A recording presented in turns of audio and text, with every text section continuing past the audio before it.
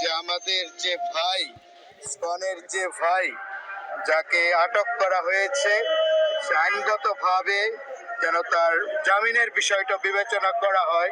যদি আইনে পথ খোলা থাকে, তার জামিনের বিষয়টা যেন চিন্তা করা হয়, কারণ জামিন পাওয়া এটা আমাদের অধিকার। সবাইকে ধন্যবাদ। আমরা বাংলাদেশে যারা আছি, এই তো বললাম যে বিভিন্ন ধর্মগুরুরা আজকে আমরা উপস্থিত হয়েছি, তার মধ্যে কোনো বিভেদ নেই। তবে বিভেদটা কোথায়? বিভেদ তো হচ্ছে। বিভেদটা কে করছে?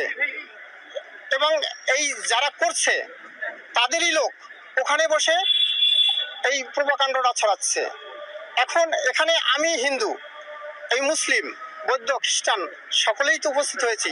কারোর মধ্যে তো ফাটল নেই, কারোর মধ্যে বিভেদ নেই, সকলের লক্ষ্য কিন্তু এক জায়গায়। কিন্তু আমাদের মধ্যে ঢুকে একটা বিশৃঙ্খলা তৈরি করে বিদেশে সেটাকে যদি একটা খারাপ কিছু তৈরি করে তাদের স্বার্থ হাসিল করে, এটা আমরা চাই না।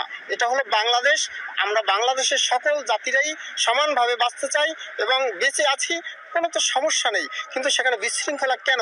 যদি কেউ করে থাকে সেটা নিশ্চিত করে আপনাদের গণমাধ্যমকে আহ্বান করব, যে করেছে, হ্যাঁ আমাদের এক ভাইকে মেরেছে, কিন্তু এই ভাইকে কে মেরেছে তাকে খুঁজতে হবে। এখন ওই এক ব্যক্তি, সে কি আমি হিন্দু না মুসলিম না সেটা দুষ্ট, সেইটাকে খুঁজে বের করে আমরা আমাদের শাসন চালাবো। কিন্তু এইটাকে পুঁজি করে বাইরে গিয়ে বাইরের রাষ্ট্র আমাদের উপরে একটা মানে কি বলে মাছের আদারির মতো হিন্দুদের উপরে একটা চড়া উঠিয়া সে একটা বড় কিছু তৈরি করে নিল। এটা আমরা চাই না। আমরা এখানে সবাই হিন্দু মুসলিম ভাই ভাই সমানভাবে বেঁচে থাকতে চাই।